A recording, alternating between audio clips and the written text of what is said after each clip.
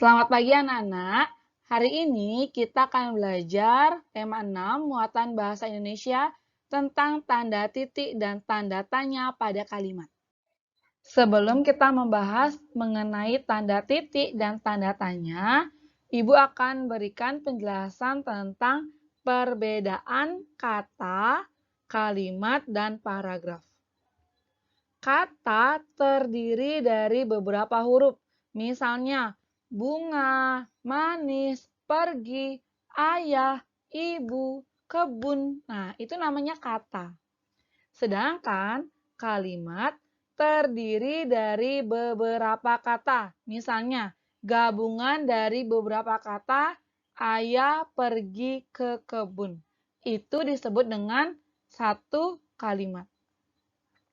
Sedangkan paragraf adalah kumpulan dari kalimat ya. Nah, misalnya ini merupakan satu paragraf. Tokoh nasional yang memperjuangkan kesetaraan hak untuk perempuan di Indonesia. Nah, tanda titik. Jadi ketika diakhiri tanda titik, ini disebut dengan satu kalimat. Buku Habis Gelap Terbitlah Terang merupakan kumpulan surat-surat R.A. Kartini kepada teman-temannya di Belanda. Ini merupakan kalimat kedua karena diakhiri dengan tanda titik. Kalimat yang ketiga yaitu tanggal 21 April diperingati sebagai Hari Kartini. Jadi, ini disebut dengan satu paragraf yang terdiri dari 3 kalimat. Yang pertama, Ibu akan menjelaskan mengenai tanda titik. Sebelum ke penjelasan, tanda titik merupakan tanda akhir dari suatu kalimat. Setelah tanda titik dibubuhkan, baru kita dapat menuliskan kalimat yang baru. Jadi, tanda titik ini merupakan pembatas antara satu kalimat dengan kalimat yang lainnya. Nah, diberi tanda seperti ini ya. Ini disebut dengan tanda titik. Perhatikan contoh berikut. Tumbuhan memerlukan makanan. Nah, karena ini disebut dengan satu kalimat, sehingga dibubuhi tanda titik. Baru setelah tanda titik dibubuhkan, kita dapat menuliskan kalimat yang baru. Makanan tumbuhan adalah pupuk dan air. Kemudian tetap diakhiri dengan tanda titik. Perbedaan antara huruf kapital dan tanda titik yaitu yang pertama, huruf kapital digunakan pada awal kalimat. Jadi setiap awal kalimat itu wajib ditulis dengan huruf kapital. Sedangkan tanda titik digunakan pada akhir kalimat.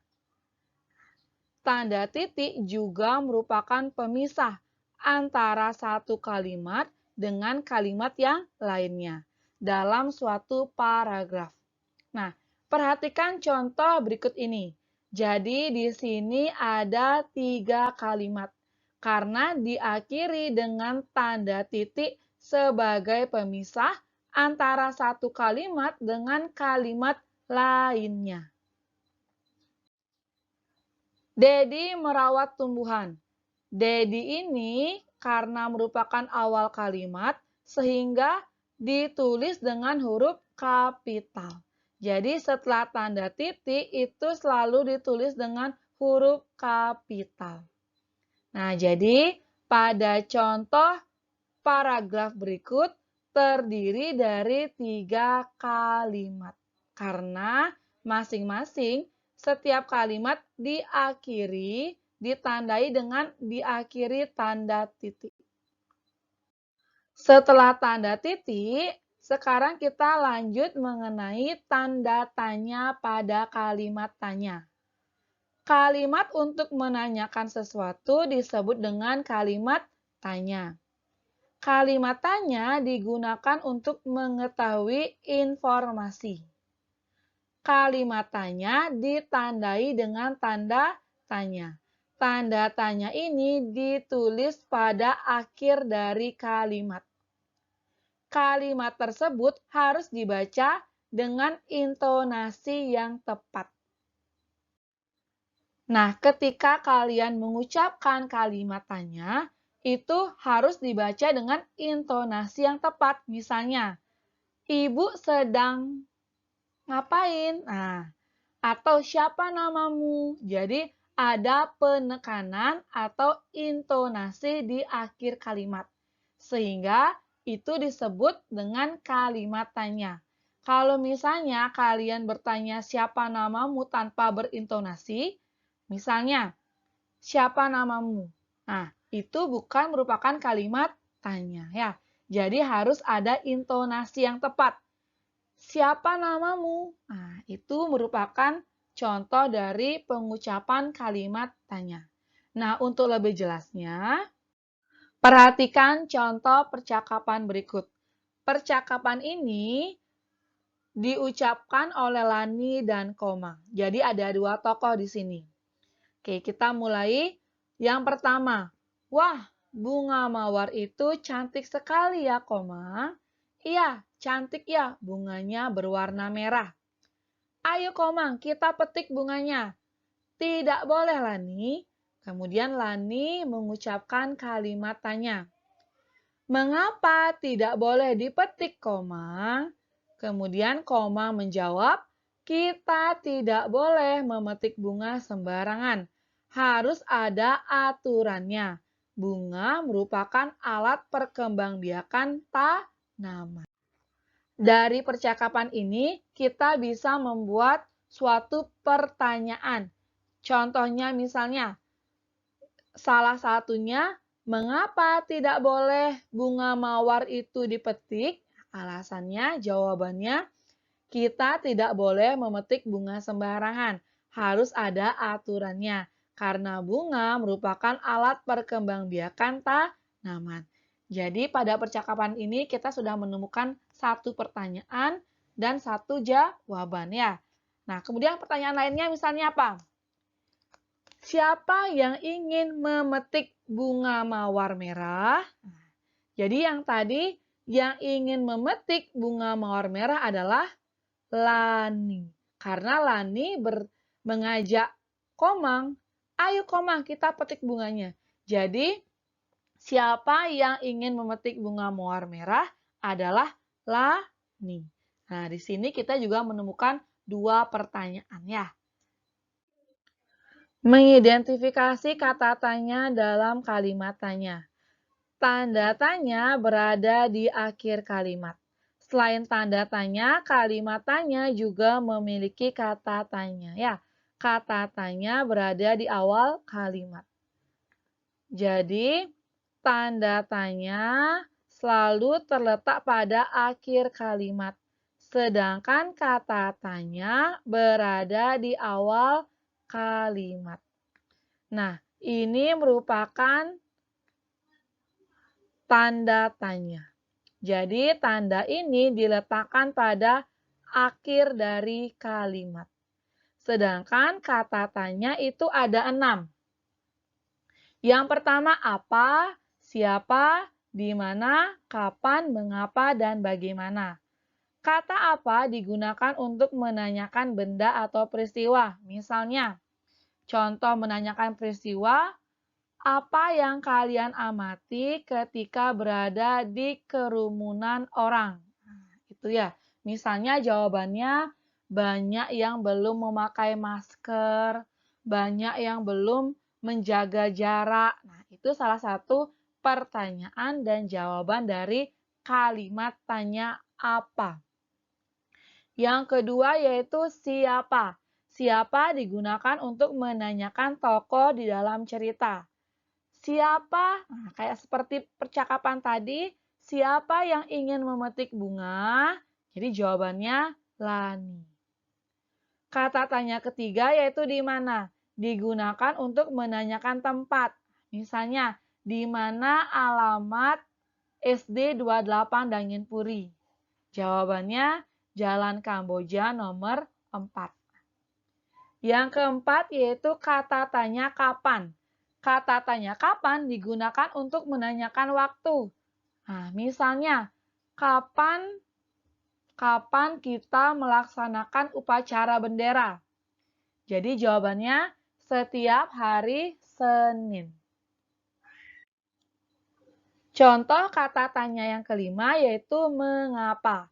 Mengapa digunakan untuk menanyakan alasan atau sebab.